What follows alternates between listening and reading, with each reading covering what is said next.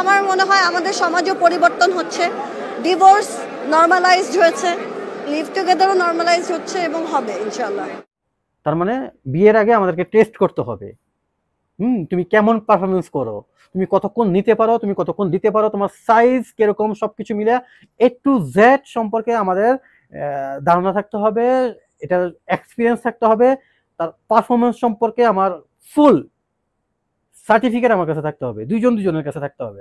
দেন আমরা বিবাহ করব। তারপর এবার কি, তারা মসজিদে গিয়ে বিয়ে করছে। ও রে ও রে ও রে।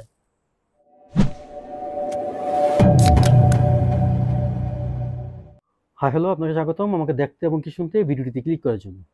কথা বলবো বাংলাদেশের উঠতি বয়সী একজন মডেল। উনি আসলে মডেল, উনি হয়তো বা দু একটা নাটকে কাজ করছে বা আই থিঙ্ক এরকম কিছু একটা আমি দেখছি হয়তো বা, সেটা ফেসবুকে হয়তো বা দেখছি আমি, বাট ওনার ফুল নাটকও আমি দেখিনি। তো যাই হোক, উনি খুব প্রাউড ফিল করতেছে বাংলাদেশে লিভ টুগেদার বা বিবাহ বহির্ভূত সম্পর্কে থাকাটা জরুরি। বরং আমার ভাই বোন বলেছে আগে একসাথে থেকে দেখো সারা জীবন থাকতে পারবা নাকি। আমি আবারও বলি, হ্যাঁ, বিবাহ বহির্ভূত সম্পর্কে থাকাটা খুবই জরুরি। 1 বছর 2 বছর থাকা জরুরি। একে অপরকে চেনা জানা সবকিছু মিলে আমরা একসাথে থাকতে পারবো কিনা, আমরা একে অপরকে এফোর্ড করতে পারবো কিনা, সে আমাকে এফোর্ড করতে পারবে কিনা, কে কতটুকু স্যাক্রিফাইস করতে পারবে, কে কতটুকু, সবকিছুর জন্য হোক, খাট কাঁপানো থেকে শুরু করে সবকিছুর জন্য হোক 1 বছর ওনারা লিভ টুগেদার ছিল, মানে বিবাহ বহির্ভূত সম্পর্কে ছিল। ইভেন খুব প্রাউডলি বলতেছে এটাতে তাদের বাবা মার সাপোর্ট ছিল। এবং আমরা যে লিভ টুগেদার করেছি আমাদের দুজনেরই বাবা মার পক্ষ থেকে কোনো সমস্যা ছিল।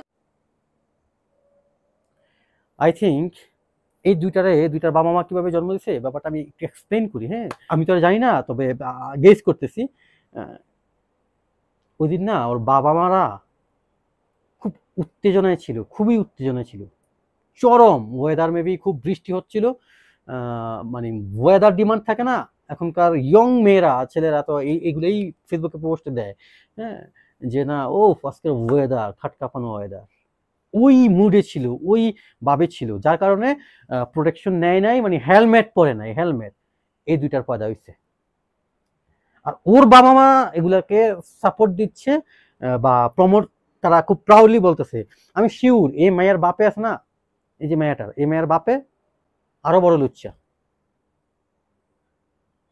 ওই ওই বুড়া, আসলে ওনার বয়স সম্পর্কে আমার জানা নেই। যাই হোক, ওই মিয়ায়, ওই লোক তার মেয়ের ড্রেস মানে সেন্স পর্যন্ত সে লক্ষ্য করে, আমি শিওর।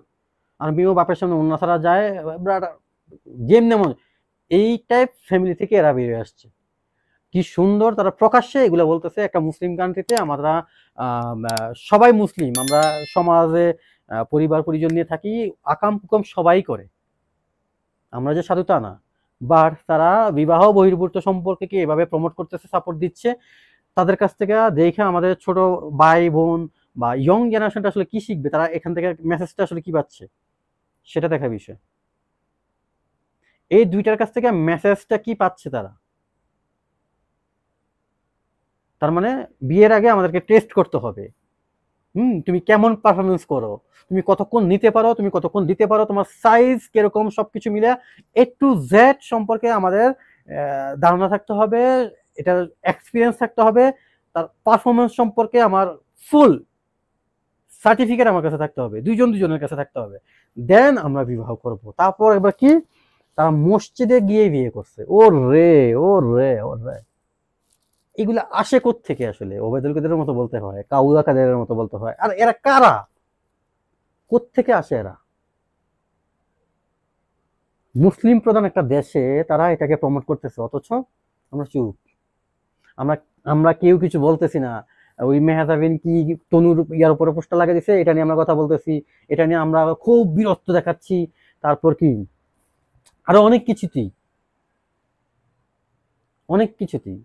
একজন বাসের হেল্পার, দুজন যাত্রী বেশি নিলে সেখানে বিরক্ত দেখাচ্ছি, খুব চিল্লাচিল্লি করতেছি, তাকে তার গায়ে হাত দিতেছি।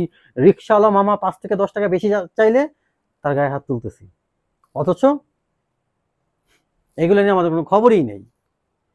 এদের কাছ থেকে আসলে মেসেজটা কি যাচ্ছে, এরা কি প্রমোট করতেছে, এরা আসলে দেশকে কোন জায়গায় দেখতে যাচ্ছে, এগুলো নিয়ে আমাদের কোনো মাথা ব্যথা নাই। আছে? নাই। বিকজ আমরা সবাই নষ্ট, ভিতরে ভিতরে আমরা সবাই নষ্ট হয়ে গেছি। আমাদের মেরুদণ্ড আসলে মূল অর্থে আমাদের মেরুদণ্ড ঠিক নাই।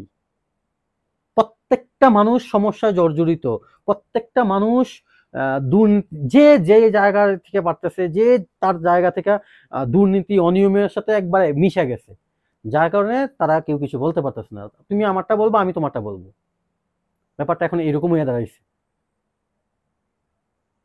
তো একটা রাষ্ট্রে, মুসলিম প্রধান দেশে এরকম মেয়ে বা কাপল বা এরকম তার ফ্যামিলি গার্জিয়ান, তারা মানে রাস্তায় জন্ম দিচ্ছে এগুলার মনে হয়।